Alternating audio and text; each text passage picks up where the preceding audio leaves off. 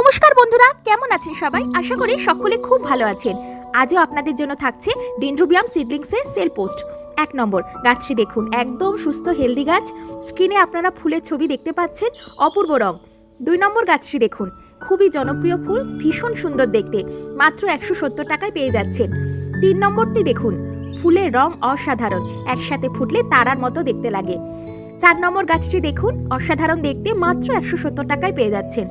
5 নম্বর এটি দেখুন, ফুলটি ফুটলে আপনার শখের বাগানটি কিন্তু একেবারে অন্যরকম লাগবে।